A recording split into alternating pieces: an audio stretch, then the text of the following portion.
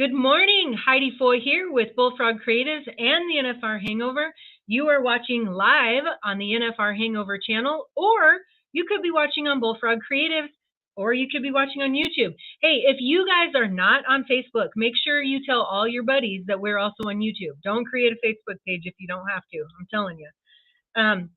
So before we get started today, we're super excited to do a round 3 wrap-up and round 4 predictions. I feel like I'm keeping track of time a lot better this year than I usually do. Usually Tony's down here telling me where we're at for the week. Before we get into business, let's talk a little bit of cleanup. We are super proud to partner with Cinch Jeans. They are making us look good every chance they get. It's a hard job, but somebody's got to do it. We also are proud to have other partnerships. We'll talk about those later in the show.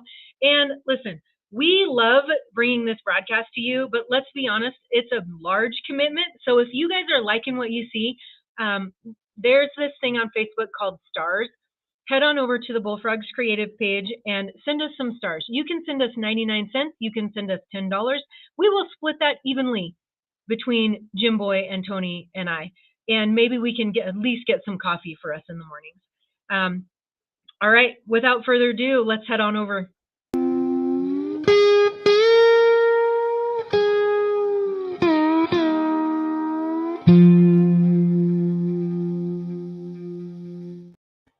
You know what's funny about that music? The farther into the week we get, the more it feels like a hangover. So before we get to the good stuff, let's talk about one of our partners. CeeLo Cinches is a small business out of South Dakota.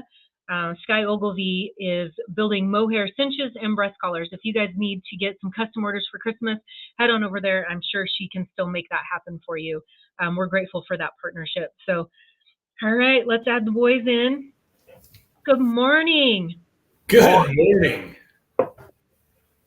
So you guys already know this, but I did not get to watch any of the rodeo. Well, that's not true. I watched the grand entry, and I did get to watch the bareback riding. So the rest of it's up to you guys.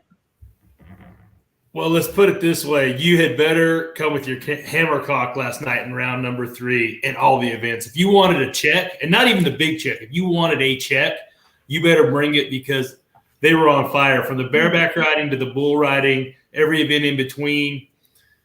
It was an outstanding performance last night. I mean, it started off wild. You knew it was going to be a wild night when the poor fly girl went down on the grand entry. That was a good start. Her horse zigged, she zagged, and then she had to avoid all the cowboys and cowgirls running out of the arena. So it was a wild night. So she can join us. So we do have a special guest today, Linsay Rossser-Sumpter, who is the commissioner of I have to read it because I don't want to say it wrong, the Women's Rodeo World Championship, and also the rodeo coach at Otero Junior College. So we want to welcome her, and I think she should be part of this, the best part of the conversation too. Well, good morning. Linsay, thank you guys for having me. Thank you for being here. Linsay, you've grown up in the rodeo world. I mean, part of the world famous Flying E Rodeo, Rosser family. Your grandfather, Cotton Rosser, is, set the standard for grand openings and grand entries. And we were talking before we came on, you said before, it's just part of the game. Flag girls, I mean, people fall off in the grand entries, and it's funny, but it's not funny. And it's such a tradition there at the NFR, but it's getting scary for the contestants and everybody involved, it seems like sometimes as it goes on. Right.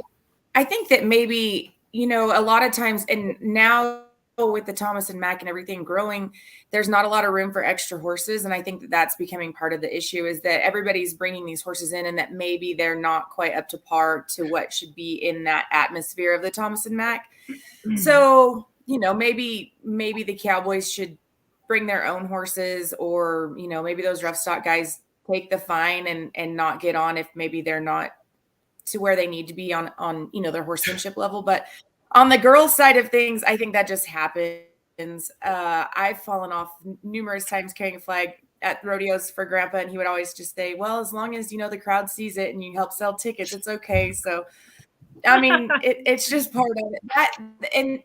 That's like the scariest part of the whole rodeo, is when everybody's coming down the alley, and it does get a little Western, but hopefully she's okay. And everybody kind of stays in the buggy for the rest of the week, because it is getting a little daunting. Oh, Jim Boy had a good idea. We could do it on stick horses one night, just because it'd be fun, just to make the guys look around. The little bouncy horses. Well, Linsay can say this. Them horses, once they've done that a few times, like there's contractors that have certain horses, and they know, like that girl standing there holding the flag, and when the national anthem's over, them horses know it's time to go, and you better have a seat. Oh, they're cute, and like I said yesterday. The other hardest part is if you haven't rode a white saddle, it is slicker than snot. Like you get in those white saddles, and if there's any sort of jig and jag, and you don't have all your weight where it needs to be, you're gonna fall off. Like it's inevitable because those saddles are slick. Never even thought of that. I never even thought about it, but that absolutely makes sense. Well, Patrick Smith learned that year at when they did the world champion deal, or leaders going in, that horse, started bucking, and that white saddle got him. And what's funny is, I guess I didn't see it, but on the pre-show they were talking about Trevor was clowning on Patrick about getting bucked off that year, and then this happens, and just kind of all tied into what the perf was last night. But do y'all remember the story I told on this show a year or two ago about when I fell off? I got bucked off in the grand entry practice at the college finals. We were going through it. 24-point horse too. The saddle was a little loose. I thought we were just going to walk through it. Tallman was announcing the college finals that year, and he says, "All right, now we're going to run through it." And that first curve down there, saddle kind of went over a little bit. The next curve, quite a bit. A little bit more. Oh, Blackie got to getting after it because I didn't take a bulldogging horse or hazing horse that year. I mounted out, and coming down the back stretch, he got to going pretty good. And I had the old Central Plains flag, and I biffed it. I kept my flag in there. I didn't let it hit the ground. Don't let the flag hit the ground. Don't let the flag hit the ground. That's what Tallman was yelling, and I made sure I kept it up off the ground. It's the worst feeling in the world when you're sitting on the ground and you're still holding a flag. Like, I did my job though. Here is my flag. Oh my goodness. When I come out of the boot, sometimes like that horse, he used to lean over the front of that big boot when you come out of the top of the boot, and I'd be like, okay, if he jumps, I got to figure out which way I'm going to go, and I got to take the flag with me. If he jumps, I'm going the opposite way. Flag stays up. That is awesome. Well, yeah. Kelsey's pretty much got it right there. This is going to be one of those shows. Hey, but also on another note, who won our pro fantasy league last night for the go round? I'm just curious. I haven't checked. Heidi, who did that? I bet you haven't checked. Let's see. Round 3 winner goes to Texas Tuesday. Oh, I won something. First time ever in pro fantasy. It's our own league. I contacted a buddy of mine that makes buckles, and I'm having to make a round 3 buckle for our fantasy league. Special one. Special one. I feel like you've added a little legitimacy to the show now that at least one of us, of the host teams is like up there a little bit. Yeah, look at what my wife just commented though. Tony's picks have no money. They do. My bareback rider. It's of course, honey. She's in the other room. It's all thanks to her. Oh, honestly though, the bareback we did get in the bareback. Team ropers double dipped, and then we just kind of trickled along, but it was enough to pull through. Oh, that was good. Yeah, I feel like I'm still holding strong. I feel like I have good average picks, so I'm not embarrassed by my picks yet. Yeah. Oh my goodness. Hey, Linz, tell us about what's going on with the Women's Rodeo World Championships. What do you guys got going? Because breakaway we know is huge, and let's start even more basic. Tell me the difference between that and WPRA. Okay, so the Women's Rodeo World Championships is a single event, very similar concept to the American. It is the largest purse female rodeo across the entire world. We add $750,000 in barrel racing, team roping, and breakaway. Females 14 and over, must be born a female, adds $183,000 per discipline. So what it is Heidi, you're going to Casper to a 3 for $100 breakaway jackpot already. You nominate those events, and the points or the money that you would win would get transferred into points and would go towards our leaderboard. The coolest part about the Women's Rodeo World Championships is we have 2 different classifications for women. We have professionals and we have challengers. So you college rodeo, you made the college finals in the breakaway roping or in the barrel racing or in the team roping. And you're like, hey, you know what? I'm going to get back into this deal and I want to start rodeoing again. And or going to jackpots and going to amateur rodeos or going to the pro rodeos in rope and calves. Mm-hmm. And you could be classified as a challenger because you have won a certain amount of dollars, $6,000 in 22, 20, 21, or 20 and less in the year standings, or $20,000 lifetime earnings. The barrel race is $100,000 lifetime, $20,000 in the year.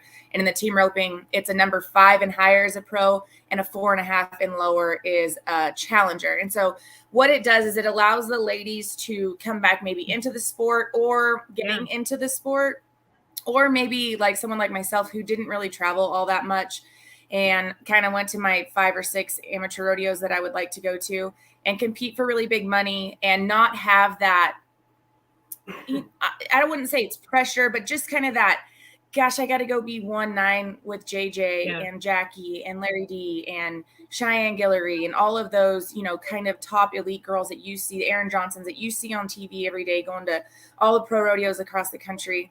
And it's an equal playing field when it gets to the final round for our Triple Crown round for our $60,000 to the event champions.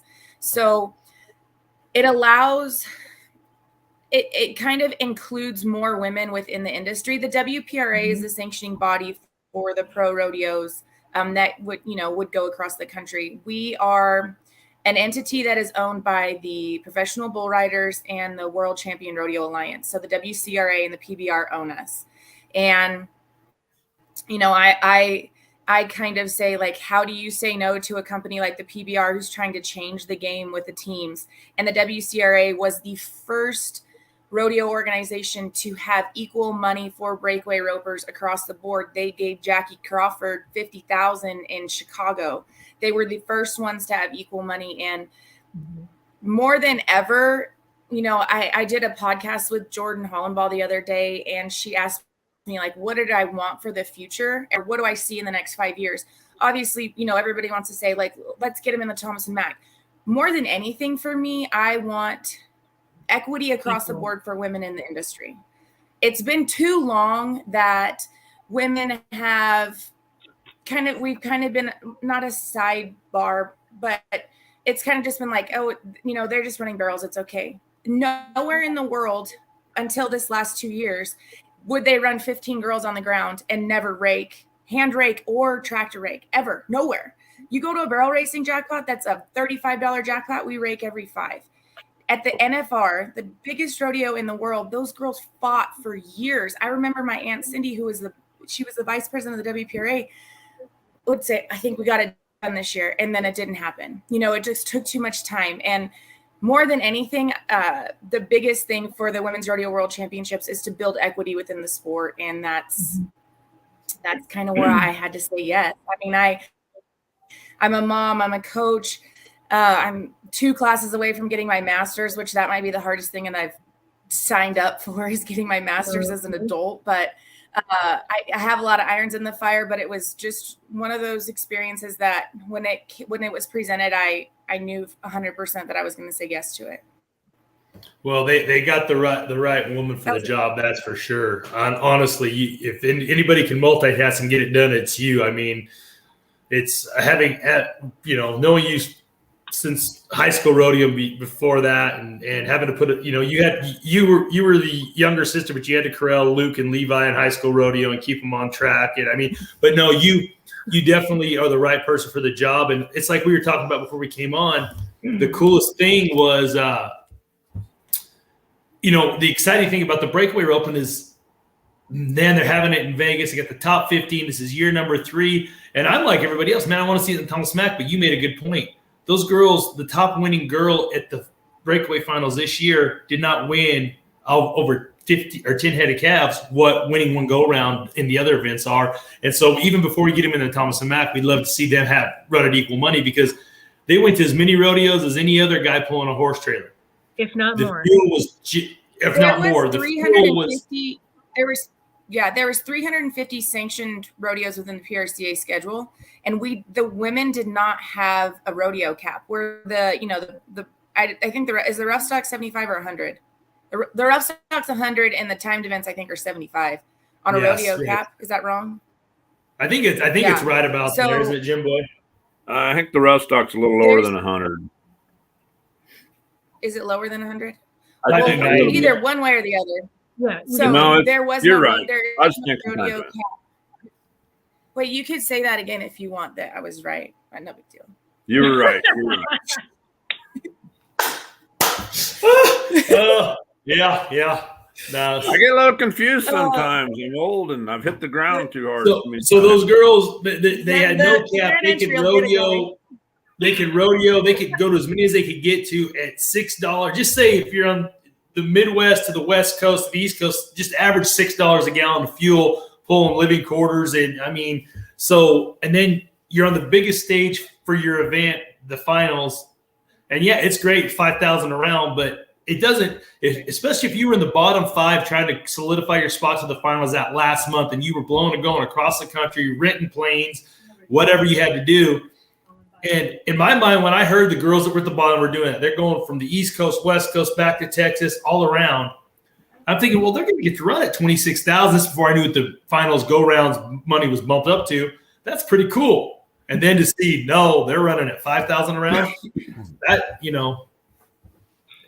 I would love to see equal money, because being a dad of 2 girls at breakaway rope, and I've heard a lot of people say, "Oh, breakaway is overnight success." No, this has been years in the making. It's been generation upon generation that have built this sport to where it is now, and it's getting to where it's getting bigger. But yeah, I'd love to see equal money for those girls because they deserve it. They do. I mean, Haley Williams won the Masters breakaway jackpot in Vegas and won $30,000, and Cheyenne Guillory was the high money winner at the NFR and won $25,000. Right. Haley run 3 or 4 calves at the Masters. These standalone events are, and yes, we all know standalone events like the World Series of Team Rope. And yeah, the person that won the Open yesterday, the team that won the Open won $50,000 on 5 runs. But they're standalone events, but still, the finals should be the pinnacle. That's why everything in Vegas is Western right now, is because of the NFR, because these cowboys and cowgirls that have built it over the last decade or longer. And it would be great to see these girls, not just the girls, but everybody that's there at the NFR get their due. But the girls are the ones in the breakaway that I'd love to see the money catch up. So I have a question, 2 questions. One, based on the nomination, it's just, you just nominate any event that you're going to. It's same if you're on the blackjack table and you get 2 aces and you double down your money. Same concept. I always tell people, if you're going to go to a rodeo that adds $183,000 in the team roping or the barrel racing or the breakaway, how much of an entry fee would you be willing to pay? I mean, there's a lot of places that will go and we'll pay $2,500 entry fees for a $30,000 added breakaway jackpot or something along the similar lines. So take that money that you would be willing to put up as an entry fee, because once you qualify, we take the top 20 in the leaderboard in the Challenger and the Pro. Once you qualify to the Women's Rodeo World Championship, there's no entry fee. So you have to look at those nomination fees as your opportunity cost to even get to compete, very similar to an entry fee. So if you say, I would put up $500, we'll figure out the however many events it is to get to $500 in nomination fees. Go to those events. Either it works or it doesn't. No harm, no foul, right? Double down your money at events that you're already going to. So if you're going to go to the 3-star Memorial Jackpot in Amarillo, Texas, it's going to be a Division 5 and it's going to be a $200 nomination fee, but you get 3 or 4 opportunities to win money because they pay in all go-arounds in the average. So those might be better places suited for you to nominate your nomination fee for the Women's Rodeo World Championship. So the easiest thing to do is to go in and download the Women's Rodeo World Championship app, build a profile for yourself as a competitor, and then just start putting in. And the coolest thing is, if your event that you're going to, say I'm going to Fowler Roping Club, 3 for $100 jackpot or whatever, I can email the WCRA at support, and they will add that event to the app so that I can nominate it. I might be the only girl that does. And then they go in the support system that they have with the WCRA and the Women's Rodeo World Championships is huge. You can call and get your questions answered. We can add any event throughout the entire country. We just need to make sure that we get the results and get the flyers so that we have all the information to input. I mean, it's a very innovative, and it's tumultuous. I mean, it's hard for people to understand. And a lot of people are like, I don't get what you're doing. It's okay. You don't have to get it, but you have to look at it and go, okay, time out. Linsay's giving Tony's daughter an opportunity to maybe go compete for $183,000 in the breakaway and the team roping. Like, you want to go team? There was women's team roping kind of died out, and I'm hoping to bring that back because, you know, the World Series obviously was great, but the true all-girl team ropings kind of died when we lost the Wildfire. We lost the Spicer Grip. You know, there was a lot of things that died out. So hopefully this just builds another platform for women within the industry. Yeah. Question. You have to sell raffle tickets? Yes, sir. Honestly, more than anything, Jim Boy, the girls at the college rodeos need to get on board with this situation because it's $25 to nominate a college rodeo, and you can get points in the first round, the short round, and the average points. I mean, it's why college girls are not just knocking everybody's doors off on our boards. I know because it's a lower nomination fee, and they can get a lot of points. And when we got here to Texas, and Kylie, we entered some breakaway ropings, and we went and joined for it because it makes sense to do the nominations, and it's just a great tool and another avenue for these girls to just get ready to go win some big money and sharpen their skills. And you don't have to go, like you say, travel across the country. You can pick and choose your jackpots locally, and you guys have set it up to where they can, hey, we're going to so-and-so. We want to nominate it and let you guys know. And it's just what you guys have done for women's rodeo and where it's going is impressive. And as a father of 2 daughters, I'm very thankful. And it's based on a point system, not money won, right? Did I hear that right? Yes. And, you know, the other thing with the WCRA and the women's is that RC Lanningham is going to go to Cowtown Christmas the 14th through the 18th in Fort Worth, Texas at Cowtown. And if he wins, he's going to win $1 million bonus. Because that'll be his third major win. That'll be his third major win. So that's what the Triple Crown of Rodeo is. And the Women's Rodeo World Championships applies to the Triple Crown of Rodeo as well. So if you're a breakaway barrel racer team roper and you win 3 in a row, you're going to win $1 million bonus. And RC has a really good shot. He won Corpus Christi. He won Days of Salt 47, Lake. And right? now this will be the Days of 47. He won Salt Lake. And now this will be the third one.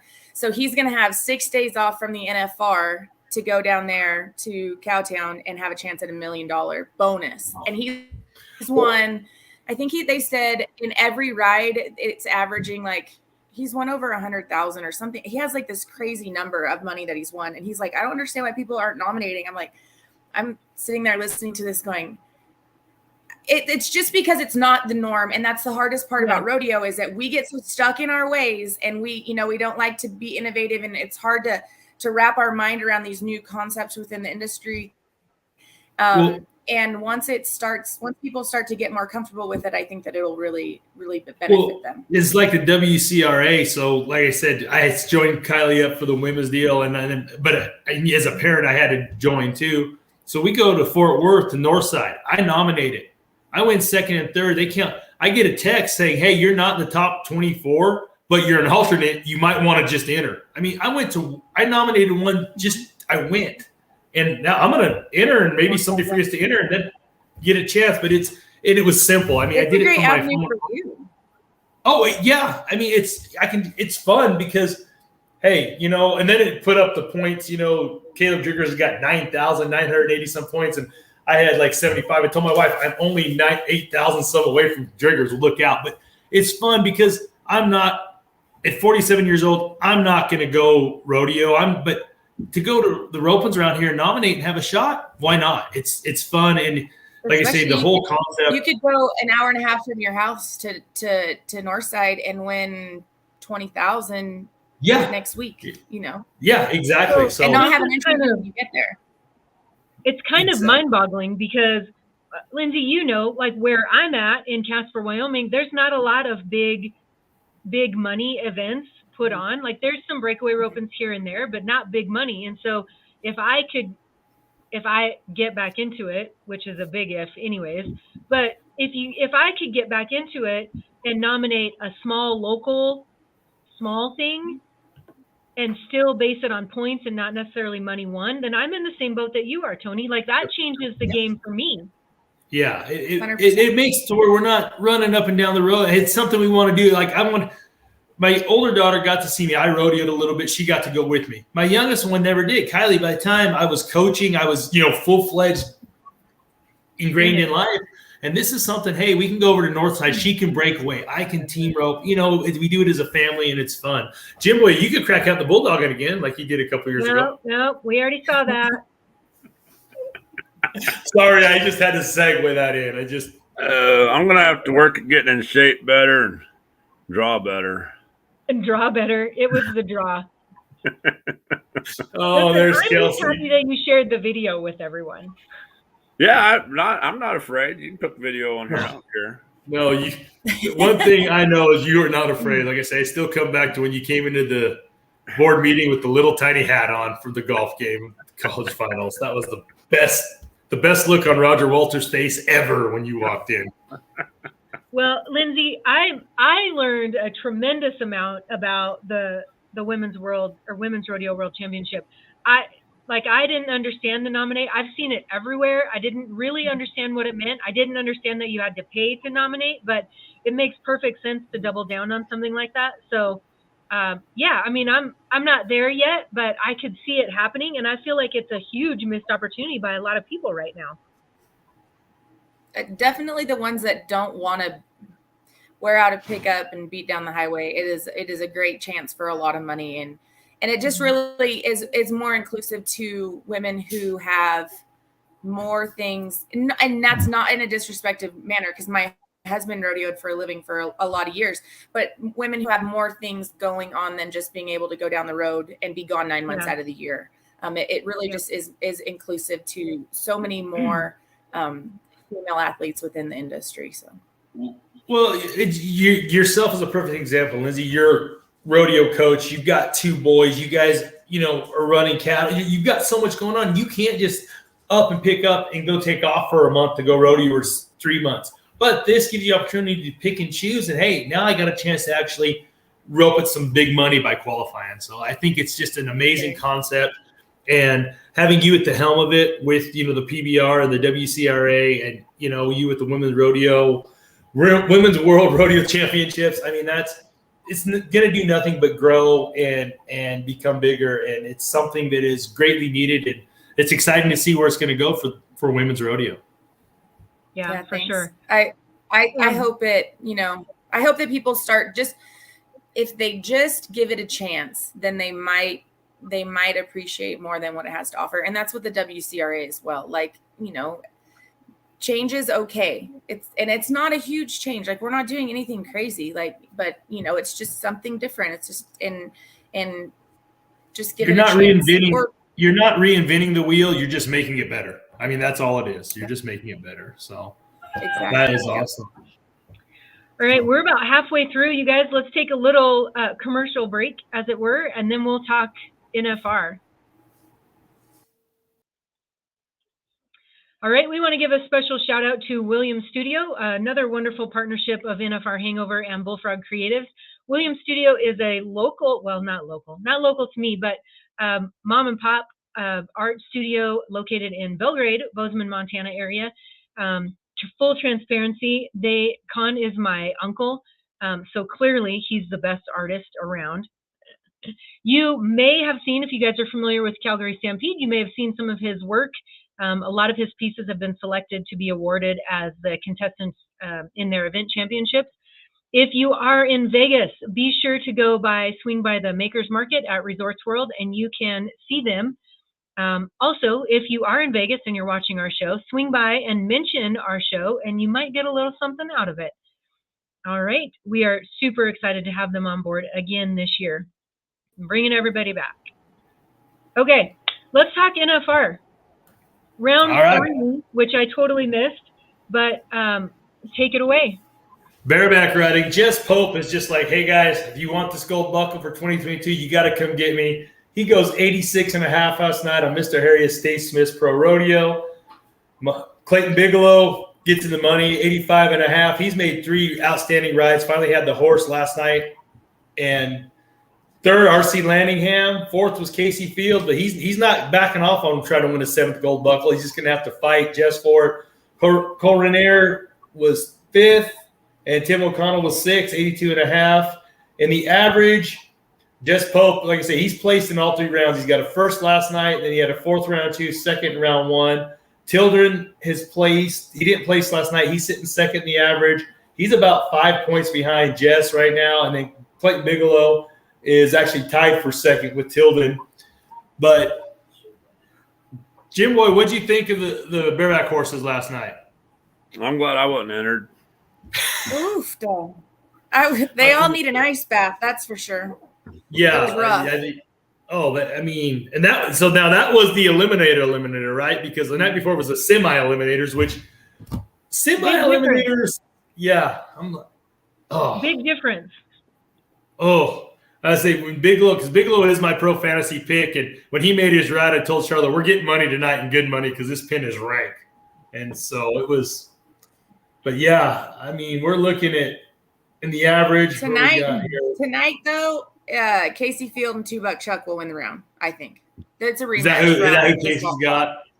Mm-hmm. That's for sure. Is it going to be out in the White Sands again, or? I hope so. No, that would be cool. That would be cool. I think the nostalgia of the whole thing, Casey will win the round just because everybody thinks it's cool, you know. Yeah. Extra points. But for those that don't know, that's the horse they did that documentary on where they took Casey out in the, what do they call it, the Salt Flats? I don't know. Yes. Yeah, the Salt Flats. Do you know they bucked him in the bronc riding at the circuit finals? They bucked 2 Buck Chuck in the bronc riding at the circuit finals. I think the Utah circuit finals. And then he's at the bareback. No, I lied. It wasn't at the circuit finals. It was at some bronc riding they had in Rapid City a month ago. They bucked him in the bronc riding. Wow. Because that Tegan Schulte had him and he won. He was like 86 points on him in the bronc riding. So he just likes to buck, put a rig and or a halter on him. He likes it. That's pretty cool.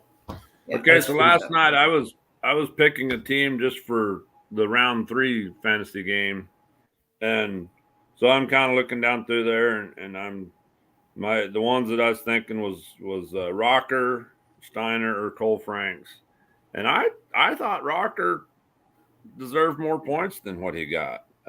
He's 80 points. I thought, man, it could have been a little more than that. I mean, I know he had a couple of hiccups.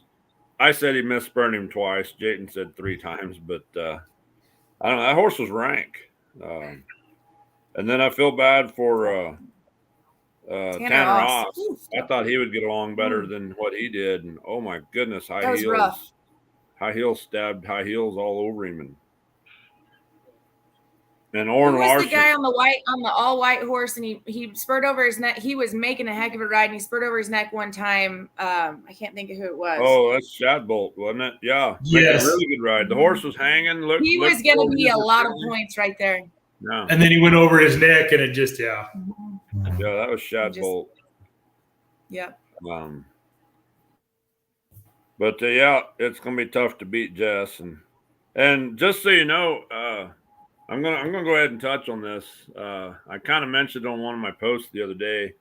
I did watch one of their afternoon shows from out in Vegas. They had the Steiner family, and so it's not really just hush hush anymore. the secret is kind of out about Rocker. So he did make a little 18-year-old mistake in Pendleton. He was maybe in an establishment he wasn't old enough to be in, possibly. And I'm going to say I wasn't gonna actually say his name. I was gonna say, there's a horse rider out there whose name is like Hawker Reiner or something. Wrong with that, I don't know, but I already said it as Rocker. But most people are already aware of it. But anyhow, it's not like we're bound. We didn't sign any disclosure agreements here, so Negative. So basically, he was evading Johnny Law at Pendleton, I think, and jumped off the roof of a building and did injure his legs. I'm not going to say it broke his ankles, but did injure his legs. Yeah, both legs. And so he was out for a while, had to get surgery and everything. And but yeah, they did comment on that yesterday because they had Bobby and Sid and him. And it's funny, Bobby Steiner, the granddad, was saying, well, his granddad was pretty wild. And they started with Wild West shows back in the day. And it's funny because Bobby said, my dad was actually kind of normal. But he talked about how Rocker, my brother always says it's hard to overcome your breeding. And I think that's the case with Rocker and his mentality of, and then, they talked about it. It's not easy. As Tony, and you guys, Linsay, you're still experiencing it. Well, Tony is too, but trying to contain a young adult. I have 25 kids here on my team that I'm in charge of, and oh my goodness. It's the rodeo, and you both know, Linsay and Jim Boy, keeping in the arena was the easy part of coaching them because you knew where they were at. It was after when you just and my speech to him was, I've been your age, you haven't been mine. Do not make me have to make a call, and do not make somebody have to make a call to me after the rodeo that I have to make a call to kick you out. For. Yeah. I mean, I did watch that part. I mean, even the announcer said something about his ankles holding out. So I was like, oh, we're talking about that? It was the worst kept secret in the PRCA after it happened. So, yeah, I've been having trouble, not mentioning that. But yeah, the bareback riding, they'll be happy to get on anything else tonight. They're happy that pin so cycle's what are out. they getting on tonight? I mean, they go from the eliminator. What's tonight? Is this a TV pin? I don't think. I think they're just the good happy hoppers. Good. Nice. What pin do you think they're going to run? Is that even considered a break in the bareback riding? Oh yeah. No. Hey, what pin do you think they're going to run in the steer wrestling tonight? Because the first 3 rounds they brought some beef. Yeah. I think they're back to round number 1. The ones that they're back to round 1. Yeah, they were salty. I'd go try to find we need our hazers to do a little better job. Maybe I don't want to be that guy because I my husband hays there. I don't know how many steers he hays there and bulldog there, but there's been a few that have maybe need to get a little better go. I think I'll say this in them guys' defense. That might be the toughest job there this week. Oh man, lights out. Yeah, because those steers are splitting the gates. They're gone. But then again, hazing. I don't care. And when I'm teaching any of these younger guys how to haze here, I tell them just go off the nod and then adjust from there. I don't care what the start is. Go off unless it's one of them, right. Like a Cheyenne deal or whatever. But Cheyenne Salinas. Well, you watch their nod. You can't do like a team roper healer, and the healers there are going off the nod, but you go off the nod and then adjust your situation. But the problem is you don't know when they're going to nod. And so you're at a disadvantage. That's tough. I mean, in that start there, the start that them guys, the bloggers are having to take, it's a tough deal. And I want to point out something else. I think Scott Quick's flagging it, I believe. And there's been 2 runs that in the past could have been an issue. The flagger could have held the flag. Knocking them down, yeah. They got the flag, and I think they deserve it. Yeah. Well, speaking of that, it's just like the bareback ride. And Stetson Jorgensen came in with the lead, and he goes and wins the round last night. He's 3-5. Will Loomis wins second. Dakota Eldridge, he's third with a 4-1. Split it with Kyle Irwin.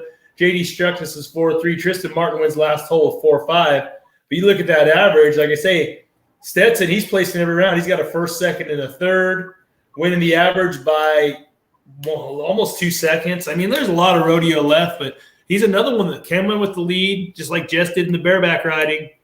And that momentum he had out of the regular season is just carrying it forward. And 7 rounds to go, but he's kind of got his finger on the pulse of what it's going to take to walk out of the Thomas Mack with the gold buckle. But then again, we've all seen things change that quick in one round. But right now, average-wise, Stetson's winning the average. He's placed in all 3 rounds. In the second, the average is Kyle Irwin. Then Tristan Martin is third. Hunter Cure is fourth. Jess Brown's fifth. Rowdy Parrott sixth. And, I think everybody's got Timmy Sparring and Nick Guy and Dirk Tavener are the 3 that are 1 steer down. They've all got a no time. Poor Dirk Tavener, his knee, I know they said he hurt it in the practice pin, torn ACL, torn MCL. Every time he hits. Was it at Puyallup? See, I was wondering. That's what I thought, because I saw what happened at Puyallup where he was in the arena. But you could just tell every time he hits, and if things are moving fast, it just hurts. And he's given it he's worked all year to get here. This is his second qualification. You just feel for the guy because, everybody on here and everybody watching has been there and seen when guys give their all to make the finals, and then to be not 100% is just, you feel for it. So, but Stetson Jorgensen is just bringing the heat, and he's not backing up. He said it in his back number ceremony interview. I'm going to run at every one, run up the barrier every time. So it's been fun watching the steer wrestling, like I say, and they have brought the beef this year. And like I say, this is probably the 3 strongest sets I've seen in the steer wrestling ever across the board, at least for a long time. Horsepower is definitely a huge part of the NFR, and it's showing up maybe more than ever with the starts. But I mean, they're all going to get kind of their licks going, and I think Irwin's got it kind of figured out now, and Tristan Martin and those guys are starting to kind of really run at it, and I think that Curtis Cassidy's horse is starting to kind of fire again. So I bet it gets better because it'll get better. And like I say, last night the guys looked like they were on the barrier. I mean, they were in the barrier a little more, and it almost looked like they kind of got the first round. The steers were just gone, and it took everybody a minute to just kind of like, hey, we got to be gone. Oh yeah. Well, and everybody's so worried about getting. I mean, they're fining everybody for taking time right now, but I think that everybody now is just like, you got to get it right. I mean, it's too much money to run at to not have it right. And so I think that now everybody's kind of just like, you know what, I'm going to take my 30 seconds and get everything, reset my horse if it's not perfect. So that's an advantage. And at the beginning, they're telling you got to go fast, you got to go fast, you got to go fast. And so you're kind of like your skirt's kind of blowing over your face. And I think that now everybody's kind of getting their groove and settling down and going to go ahead and get everything set right for everybody. Well, it's take that breath, make it right, because we're running at 30,000 a night. So find me 1,500, but I'm going to go win. That's going to be a net gain of 28.5. So, and we've all been on the production side of it, from the CNFR, from putting on pro rodeos or anything. You want the show to run off without a hitch, but we've all also been on the contestant side, and and I've seen it at the college finals, them rattle contestants and hey, let's go, and. You don't, you want the show to go on fast without a hitch. You keep your crowd engaged, but man.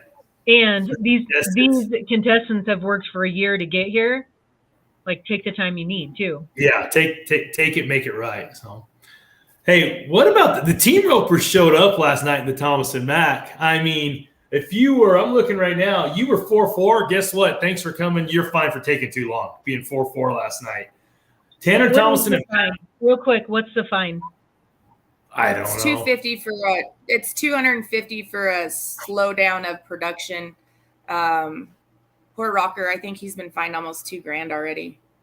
If you say a bad word, that's right. That's if you say a bad word, it's like 500. Oops. That's the Steiner. That's just the Steiner MO. I mean, when Sid won the world, they find every night he took his shirt off and flex going around the arena. So that's just part of that. You know, slow down in production. Yeah. Is it now? Is it 250 each time, or does it just roll over 250, 500? No, just 250 each time. 250. Yeah. Hey, so let me just walk in with $2,500 check. Hey, I'm going to take my time in the box. Here we go. Here's my fine. You think we're picking on Rocker a little much today, Wasey? Oh, all right. Back to the team roping because they did not take too long last night. It was the NFR rookie on the head side and the veteran Patrick Smith, 3 and 6, fastest time of the finals. And that comes right after we're sitting there. That's our team. That's who Shyla and Kylie we picked for our fantasy team. And I mean, it's a fast round. And then Dustin and Travis Gaze blitzed on a 3-8. And I'm like, we're not winning the round tonight. We're not. There goes. And then Tanner and Patrick, 3-6. And I mean, you'd have thought I actually picked them because I was high-fiving myself. Like, yes, we're going to win money. Awesome. Ridden Richard, Jeremy Bueller, 4-1. Chad Masters, Joseph Harrison. Chad made a horse switch last night, got off Yeller, who was just dropping out on him. They're 4-3. Junior D's Levi Lord come back after no time in round 2. Place again. And then Coleman Proctor, Logan Medlin, 4-3, 4-3, win 4th, 5th, and 6th. Poor Jake on great rights. Finally, make a great run, 4-4. They're like, hey, thanks for coming. Trey Yates was fixing B3 last night. It's so bad when Coleman Proctor's like, hangs his head at 4-3. He's like, oh. Yeah. Really? When you're riding out at 4-3, you're like, God, I took too long. Trey Yates gets one fast last night, goes to Dally and hooks his sleeve. I mean, and winds up being 4-8. And he's going to have to tape that up because they'd have been probably 4-1, 4-2, maybe 3-9. So that's a wonky thing to happen. It just, yeah. But Andrew Ward, Buddy Hawkins made a smart run last night. Steer run on down there. Buddy come around there, just squared him up there. And when I say, made a solid run, they were 5-9, but they're winning the average by 2 seconds over Tanner and Patrick. Tanner and Patrick have a leg. Coleman and Logan have a leg, and Caleb and Junior have a leg. And those are average-wise.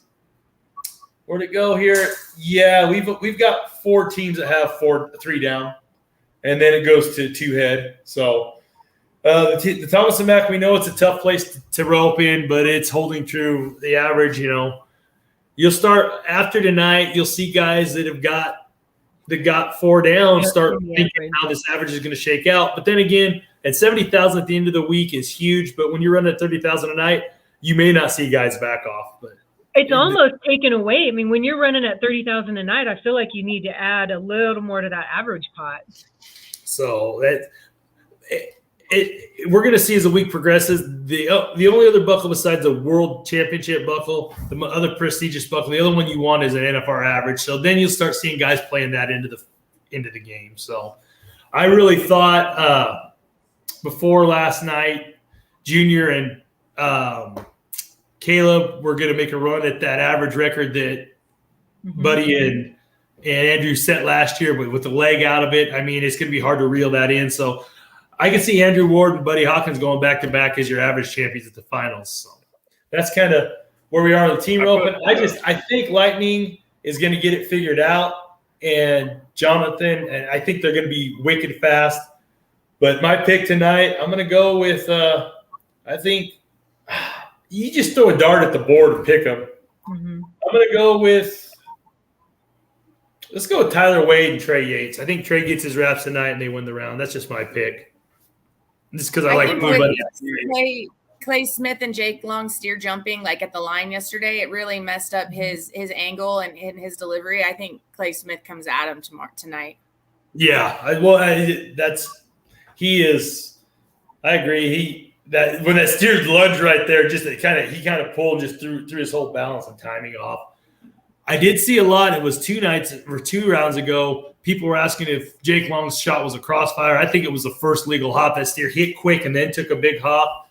And what I liked is, and if they call it that way the rest of the week, they're letting these guys rope. They're not, if it's blatant, the steer's in the switch or going down the arena. But that was it was too close to call it out for a crossfire. I'm glad they let it happen. So team roping, like I said, they came firing last night. It was fun watching. Saddle bronc riding. Hang on. You reckon we can get Lightning a breakaway rope to use tonight? I mean, I picked him for the nightly win last night. I put him on my first team. I'm like, come on, dude. Like, I know you can do it, but borrow somebody's breakaway rope or go get one of them kids' chicken ropes that they're packing around. Just because you got 38 foot of rope, you don't have to throw it all, is what you're saying, Jim Boy? How about you spin one? I don't know if his healer can slap one in the ass or not. I don't know. Oh, man. Oh, saddle bronc riding. Lefty Holman goes back-to-back, 90.5 last night. Sun Glow of Kristen Bold Rodeo Company. Stetson Wright, 88.5.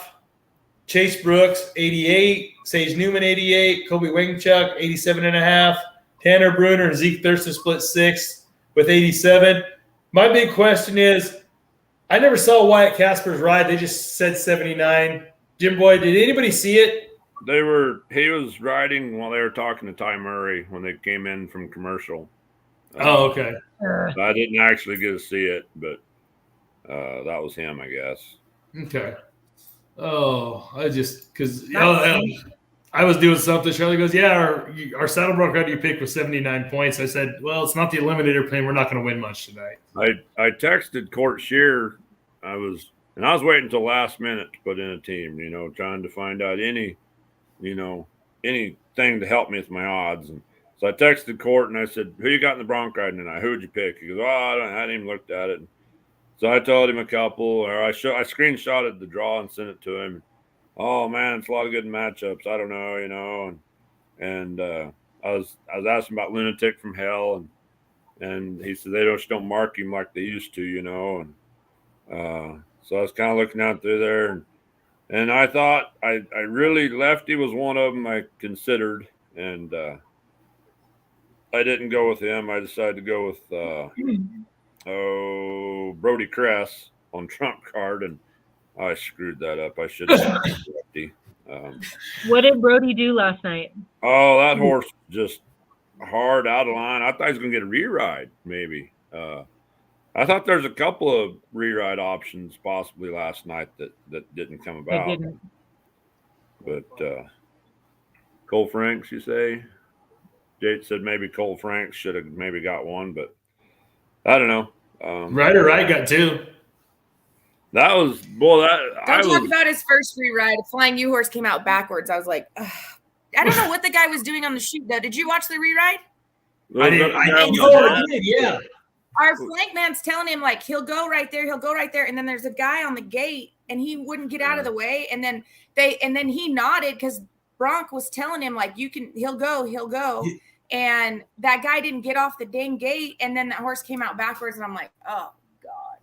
Well, I heard Bronc say he will go, and then all of a sudden the guy's just sitting on the gate. And the horse yeah, the horse is like he just turned away, just like because somebody's there. Yeah. Oh well. Whole different side of it when you know the animals. I think tonight. Logan Hay has Servy's Greeley Hatworks horse. That's a pretty good horse. And then Stetson has Awesome Sauce of United Pro Rodeo, which I don't know what that is, but you can't go against Stetson.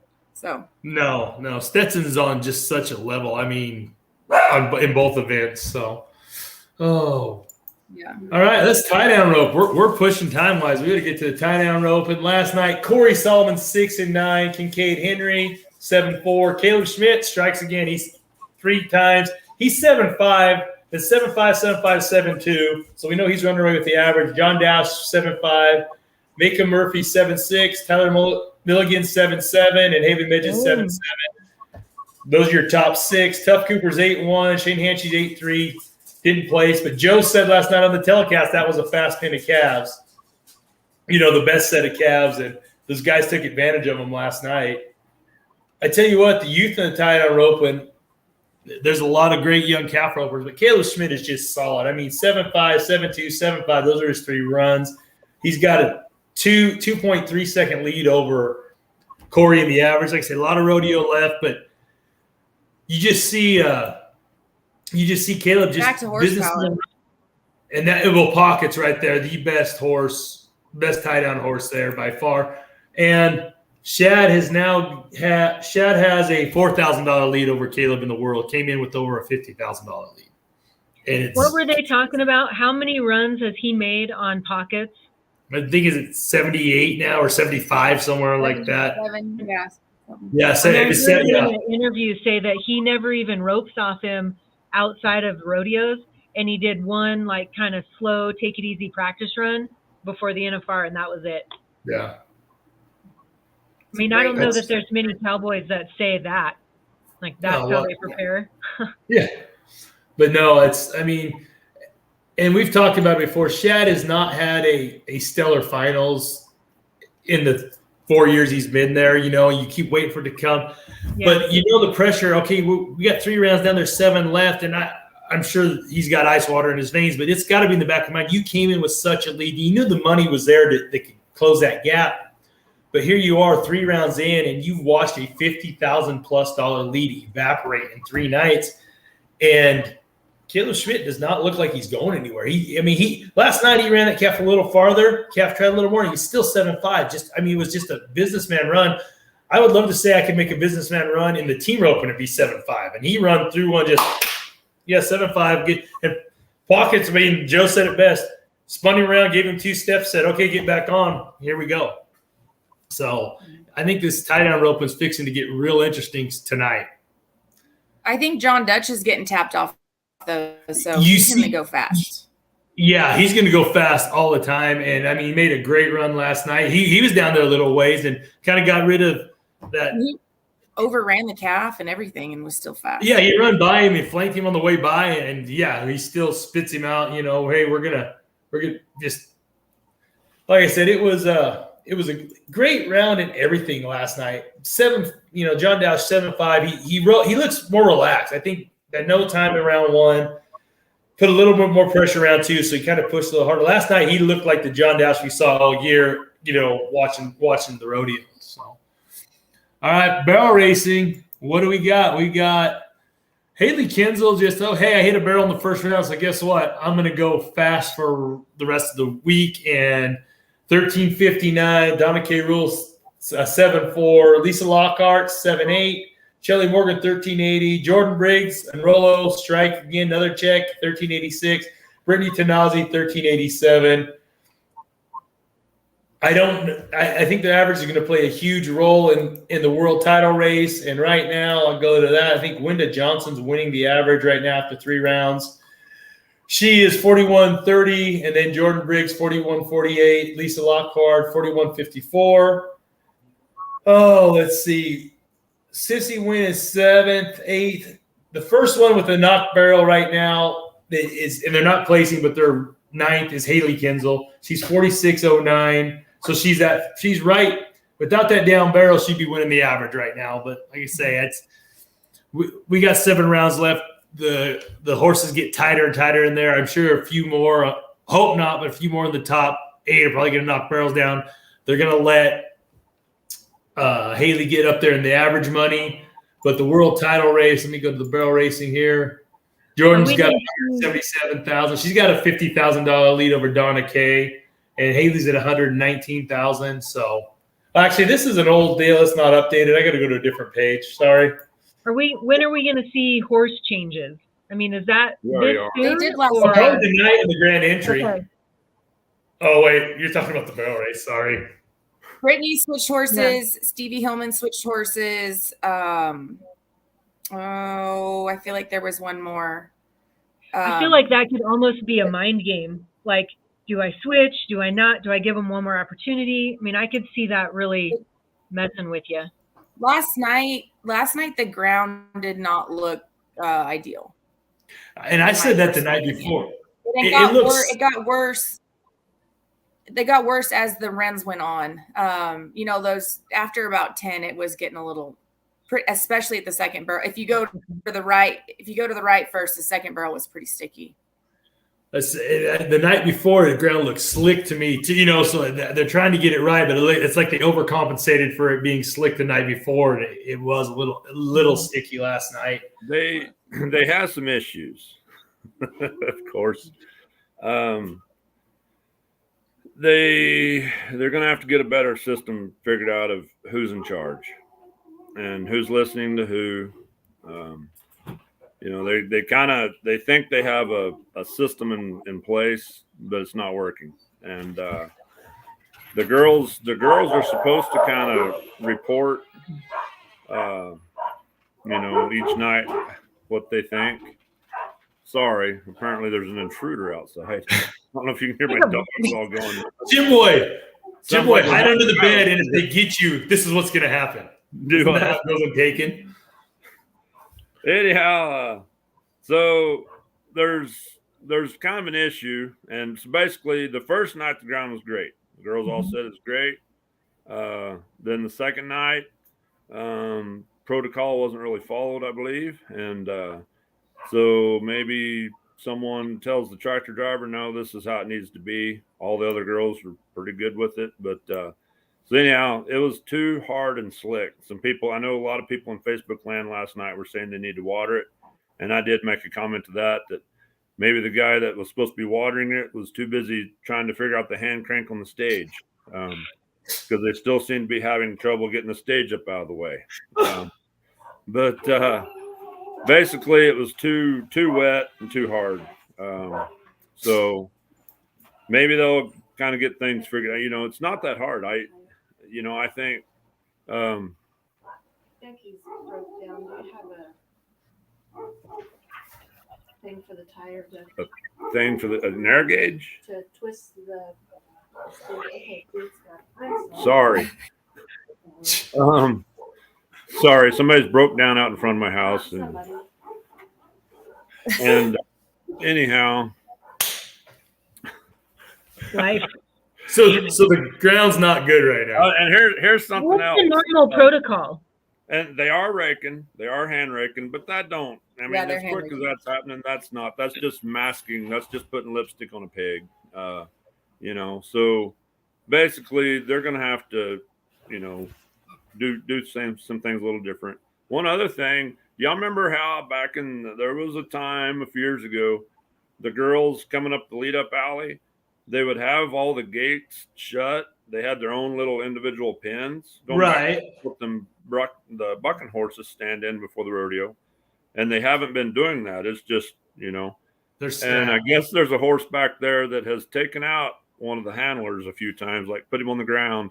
And so I think there's kind of a plea coming out that maybe start utilizing them cross gates on them bow gates to keep them separate from one another. And that, that does affect the other horses. If you got one back there kind of being kind of crazy and something was said about having her get on her other horse, and they're like, no, this one's better compared to the other one. Oh, this is the good one. Oh, okay. Yeah. Wow. Chongo looks like he's wanting to fire. He just come back over that barrel. He was around that barrel. He was out of it, but he slipped. And is that what I see?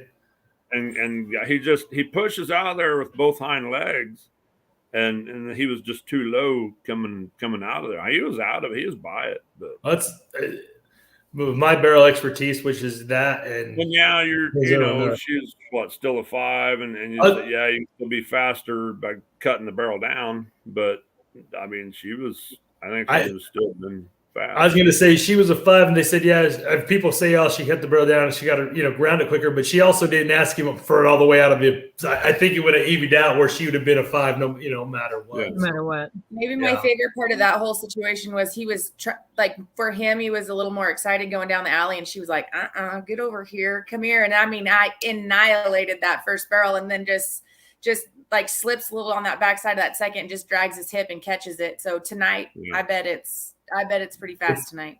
Yeah. Well, and what I love is she'll move up in the draw too tonight, so she won't be right. She'll be closer to the top. Well, I like what you said, Linsay. You see him coming down, and he's ready to go. She just gets his attention. It's like, oh, all right, we're back.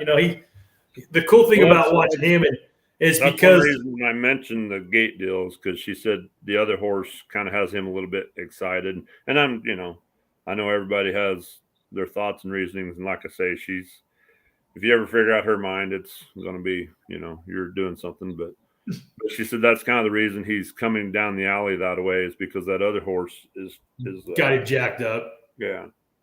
It does make a difference, that's for sure. Oh my goodness! All right, let's bull ride.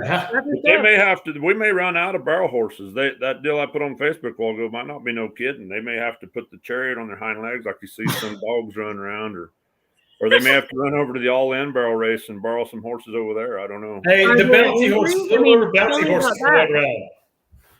Do what, Heidi? Are there injuries or what's going on? That one. That's Stevie Hillman's. She switched horses to a 5-year-old, and that horse, I would guess she does not ride him tonight. He looked like that might have hurt his hind end a little bit, whether it's stifle or something behind, but it looked like that horse didn't run the same after the slip as it did going into that first turn. Because the first turn, I was like, "Ooh, Stevie found her another lemon drop." She's got another really good horse, a young horse that she's going to be able to win a lot on at the NFR. And then that slip on the backside of the second looked a little painful for sure. And it was a big enough slip that even Jeff and Butch, like, well, and it was brought up to like, oh, that was bad, so. Yeah, that hurt. Yeah. All right. J.R. Stratford goes 90 last night. So does Garrett Smith to split the round, win $25,882 a man. Creek Young wins second, 86.5, or splits second. Or wins third, I guess, third and fourth, and Josh Frost, 86.5, Kai Hamilton, 85.5, and even Donnie Gay. And not just because Kai is on my team, even Don Gay said, good thing they don't have me judging, because I think Kai made that ride look too easy. And then Trevor Kastner, 75 on Top Shelf for 4,000. Kai wins 7,000 for fifth, not quite the 43 he won for, splitting the day money or splitting the rest of the places with Stetson the night before, but pretty good round of bull riding. And let's see, average wise, you got Josh Frost, last year's NFR average champion. He's winning it now. He's 2 points ahead of Garrett Smith, 174.5 on 2. Josh is placed in 2 rounds. Stetson gets bucked off last night. He's winning third in the average. Fourth is Trevor Kastner, then Kai Hamilton, Tristan Hutchings. But there's 5 guys that have got 2 out of 3 ridden, and then it goes down to 1. So what do we got tonight in the bulls? Anybody know? Jim Boy? There's your bull person. I'm kind of looking at it right. What's that? I don't have the draw up. I have the draw up. Tristan Etchison has Geronimo. That's a pretty good bull. And then Josh Frost has Yeti's Big Poison, which is a good bull too. Stetson's going to be mad, so I bet he comes back and stays on. He kind of just got on the end of his arm yesterday and kind of got jerked down, but I would say Josh Frost. There's my pick. Yeah. But I think the cool part that nobody talks about for Garrett Smith is that he used to haze at the NFR for his brother, and that never gets brought up. And I'm like, he's so ranked. Like, he's such a ranked cowboy, and no one ever talks about how he hazed at the NFR for 2 or 3 years for his brother, and then now he's made the bull riding, and now he's back, and I think that's cool. That is a good story. 1 year that Wyatt, his brother Wyatt, when he did make the finals, they came down to the ranch and threw the steers with all bulldoggers. They were there for Thanksgiving. It was really cool. But that Garrett he's just one cool cat. I mean, they play pickup basketball. He'd whoop them. They play cornhole. It didn't matter. He's a winner. He's a natural athlete. But yeah, they haven't brought it up that he hates for his brother. That's pretty good connection. That's pretty cool. So have you heard about the hazing in the bull riding locker room? So I know that they have so many superstitions. Well, the one deal was, and I don't know if it's just for the rookies. I think mostly for the rookies, but whoever bucked off the quickest had to get the haircut. So that was Cole Fisher. And then I think J.R. Stratford is supposed to wear a dress in the grand entry. And I wonder how big the fine's going to be for that. Well, he can put it over his, you know. As long as you have your back number on, it's okay. Oh boy. Oh, Luke Oh Casey. my gosh. Supposedly they were going to tape a 40-ounce can of beer to each hand, Luke Casey's hands, and make him drink them before it could get on. I don't know. Oh, God. That might be a big fine. Yeah, but those bull riders will probably all go in together to pay it for him just because. No, they have to. He has to get it done in the locker room before he goes out. Oh. Yeah. Oh my goodness. There's plenty of alcohol in the locker rooms. Don't think there's not. What? Whoa! With professional sporting events, only alcohol after championships are one where they pour them on each other. Come on. Well, go to the stock contractor's locker room. No, come on. Oh, that's funny. So does that type of stuff go on for all the events, or is this pretty particular to the bull riding? Pretty much the rough stock, the locker room. They have their own locker rooms, and then down by the trailers after the event, there's no red Solo cups at all. Yeah, not at all. Oh. Well, you know, the Bulldoggers, they still gather up around that bar, don't they? Toward the end of the rodeo. Oh, I don't know. I mean, I am Tony. You'll be so proud. I do have to fly out there for a few women's rodeo things, and I'm making Wade Sumpter go with me to the NFR. So it will be nice. His first trip back since he hazed or did all kinds of different things. Since he's pretty much been a competitor out there, he's going. Oh, you know what?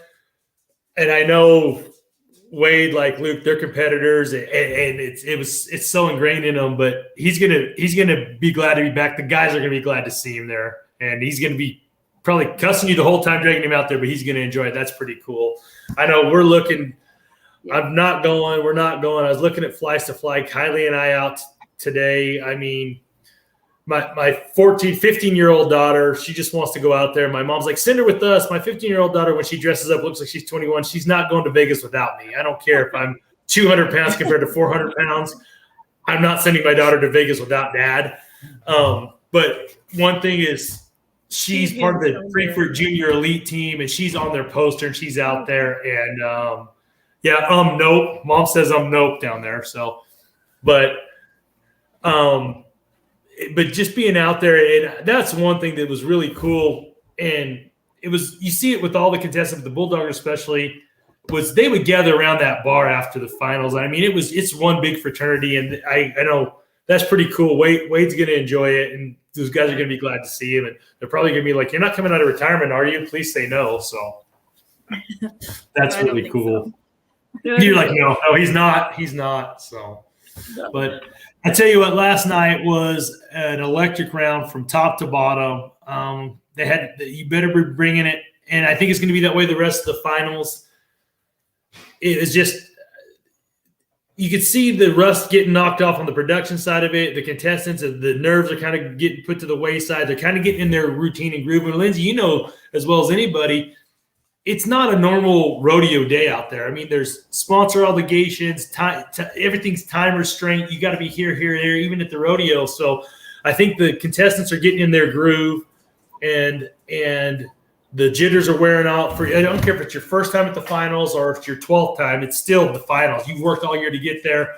Now you're kind of by round 4, you're in a pattern, you're in a routine, and we're going to see these rounds get tougher and tighter as we go. So where are we at? The timing is still slow for them. Like, I feel like round 1 through 4, it's kind of like, it's dragging, and then it goes so fast after that. Then it's over. It's and I remember crazy how it just, yeah. As a spectator, being out there when Luke was entered, and you're like, this is from me in my 20s, like, we're out there for 10 days, and this is like, and man, day 4, you're like, is this ever going to end? They like say 5th round hits, and you're like, wait, I got to go home. I want to stay out here and hang out, but it just, and then they got so much going on 2 or 3 days before. So by the time they get to day 5 of competition, they've already been there maybe a week or 10 days, but then it's over and you're back to reality. So yeah, it looks like we are pushing over about an hour and 15 minutes. So we are. Jim Boy, you have anything to add before we wrap up? I just want to, my man, Luke Casey Morse. I looked at the draw, El Soy Fuego, whatever that bull's been on. He's got a buckle at the stage. Luke Casey ain't got it done. He's going to tonight. All right. Perfect. I'm going with Kai because I like being at the top of our pro fantasy leaderboard. Yes. You think I get Montana Silversmith to make me a custom designed round 3 NFR Hangover buckle? I mean, it's just. Sure. I'll go out to the shop and get whatever tool my wife was just asking for, and I'll make you a buckle. Thank you, Jim Boy. It's been a while since I've won one. Way to be a team Linsay. player. Linsay, thank you for coming on. We appreciate it. Appreciate what you're doing for women's rodeo, for the youth of rodeo with college rodeo coaching. I know raising kids and raising a bulldogger as a husband is a full-time job as it is, and then to have 2 more, it's really great. Great to see you. I forgot to bring up your culinary expertise that you did back in high school where you made macaroni and cheese with mayonnaise at my parents' house at one time. Oh, stop it. You knew that was not brought No, up. it's coming.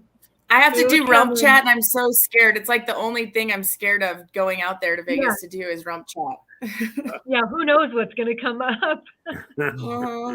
Speaking of rump chat, on his pro fantasy league, if you bought his prize package, one of the awards is you get 10 hugs from Justin Rumford throughout the year. I'm just like, that's, Thanks.